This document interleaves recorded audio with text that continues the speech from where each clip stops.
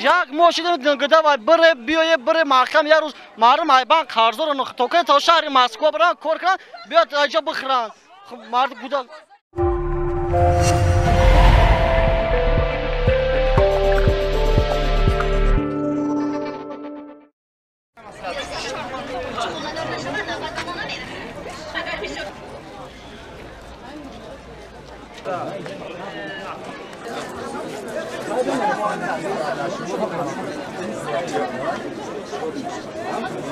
ما صاحبکار از ناحیه وحدت ما در اساسی که زیاده از 10 سال شده در همین صاحبکاری سهم گذاشتگیم ارنده من میسپارم پتن من میسپارم اخران من میسپارم مغازین خودم ای نال سر کردم ساختم من 2 فرزند نابالغ دارم یک کیوه ماشین زدگی من پدر ندارم من فقط خودم چشم کردن مرا دیدین ما نمیدونیم این رئیس حکومت به کدام مقصد فعالیت کاری ما را درست شد من کده مثلا میگه که شما بازار شخصی بره بازار شخصی را آباد کنه بازار دولتی را بگیره ارنده شیرونه ارنده های ما بازار خودش وضع بینه ما چه خیلی با ارنده تور میورده میشیروندیم کار یکنی متر جو های ما این ایبان قرضداریم باور نکی 3 تا بانک دارم 6 تا فرزند دارم 10 تا یک بچه اینوری دارم من مرحمت 3 تا بانک این همه روز دهنده باید من بانک بسپارم چقدر $15,000 قرض کردم روز ما گذرونده استم مردم ای بانکا پول گرفتن پگه شده قطعی ای کجا میرم پولی بانکا میتن پولی مصر شای سویت شای آو شای طلبای مکتب خانه استودنت ای کجا بیان مردم ای کجا من پچه زدی مردم بگن نون نمیوه گودک شبره بخرانه چی بخره فرزندی مردم 25 سال شد در بازار سودا میکنم یک کس آزار دادگی نیست 25 سال هم بعد هر آسونه 8 تا فرزند نون دادن آسونه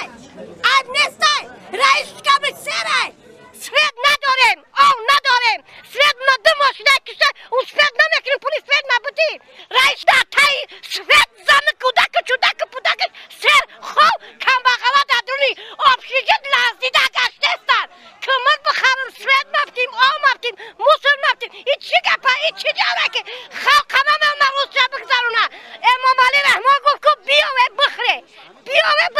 مهنت کنه برم دوزی کنه ما رو به این واسطه میلیسه ها را میدرونن اگراژات قطعی محکم کنه ما اگر شما محکم نکنه پروتکل میکنیم 450 سومون ارنده بازار 165 سومون پتن اخرانه با پلی پای میویا همه ایده فقط با مودا ایسابی ای توجیک مطلوبات چیزی تقسیم میکنن که پولش بتین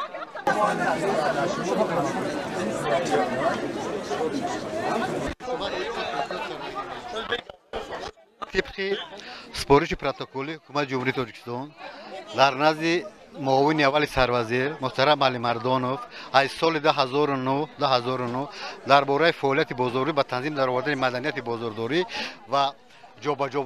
جابجاگذاری محصولات همین خیلی پروتکل وشته و طبق همون پروتکل قرار رئیس شهر به تصویب رسانده شده است. این قرار از سال 2008 چندین مراتب به هوای مسائل مردم برای جابجا گردن بازارها در اساس نقشه و چاره‌بینایی که حکومت جمهوری و حکومت شهر وحدت به همه یک بازار پیشنهاد کرده بود نقشه جابجایی بازار مخصوص گردانده میشد باید بازار برای چی بازاری مرکزی شهری وحدت بازاری دولتی برای چی فعالیت قطع کرده شد بازاری خیر بازاری شخصی برای چی فعالیت قطع کرده نشد باید هر دوش میشد برای چی دولتی قطع شد و شخصی نه مایمون بازی گپ زنی نمیمونن آدمو را گپ زدی میگن مایمون بازی کردن آدما نانشون کجا میومن میخرن شما هم داره میخرین ما همه یک روز نبریم همون زمان نمیویم بزرگ اوود باید باشه بزرگ این میجوره همش هم خودمون اوود کردگیم اینجا از هنلاق بود مگذاشتن همین رئیس توی چی مثال پوچاشون پریلوی میشد اینیم جورا مو خودمون کردیم اینم جورا اینم کروشکا هم را مو خودمون زدیم هم وقتی جنگ گفته اینجا یک کلته بود این نیدم روز اومده میگه تو شلوبکا نفروش تمشکا فروش کجا برم ما به غاز کوری لباسا دیگه یگون کورا نمیتونم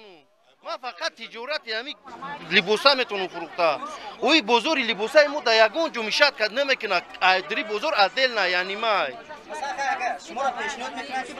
او بازار شخصی ای و همه لایقه اوجا اوخی اوجا در امچس اجازه دودگی نیست قانونی نیست یگان شرایط نداره چی موجه بریم او بازار شخصی ای ما را نمیفرد در بازار شخصی کار کنیم ما را میفرد در دولت فایدمون بیاید من همین روبرم گاو زدم که این مسئله حل خشه افتاده چی در گرده اینجا گپ زیادی گام بزنید طبق شرطنامه هایی که بین بازار خیر و مقامات اجرایی شهر برای دستگیری من همین صاحبکارو خودشون میدونن همون شرطنامه کرده بودم که همون قریب تا یک ساله همون وای بازار شخصی ای همون چپتای بازار سونده نمیشود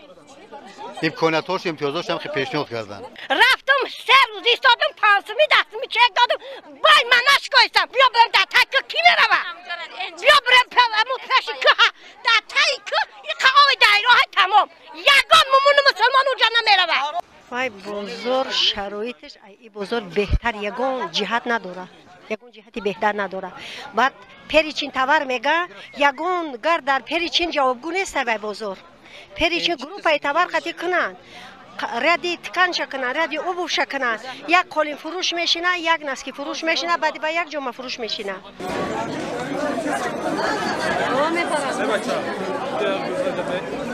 بعضی این مردم دین همه حالت همی چیشه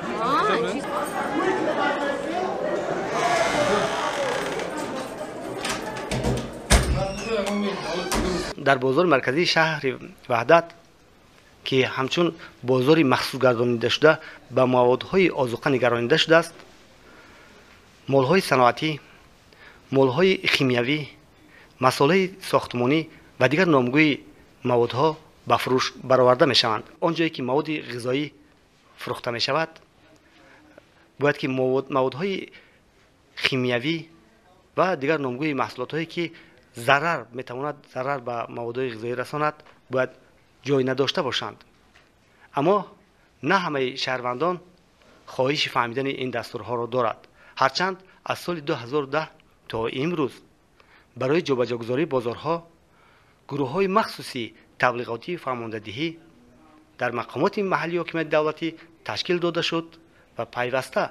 جهت بردن کارهای فرماندهی فعالیت داشتند و هر یک تاجری که دکان دارد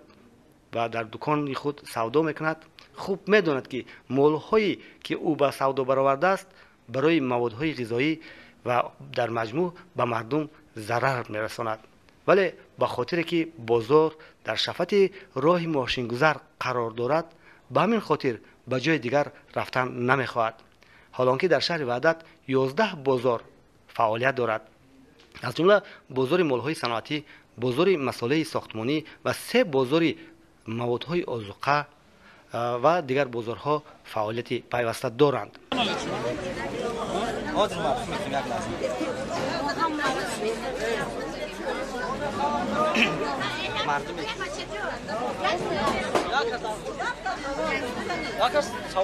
بین بازار مرکزی و بازار مالهای صنعتی همگی 200 متر مسافت دارد ولی اون نفرانی که در اینجا سودا میکنند از جای خود به جای دیگر کوچیدن نمیخواهند ولی این البته فکر میکنیم که منفعت 10-12 نفر تاجری که امروز در بازار مرکزی به مالهای صنعتی و مواد مسائل ساختمانی و دیگر موادها سر و کار دارند جوابگوی خواهش و درخواست 300,000 نفر اهالی شهر وحدت رو دادن نمیتواند. یک ماشین گده و بره محکم یه روز مردم ایبان قرضدار رو توکن تا شهر مسکو برن کار کنن بیاد اینجا بخرن خب مرد گودا بازار مرکز شهر شخصی میگه برین اوخی مردم در اینجا جون کندگیان کار کردگیان در اینجا یه لایچوک بودم ماشا میجرا سیمی کردگیان همش خودشون کردگیان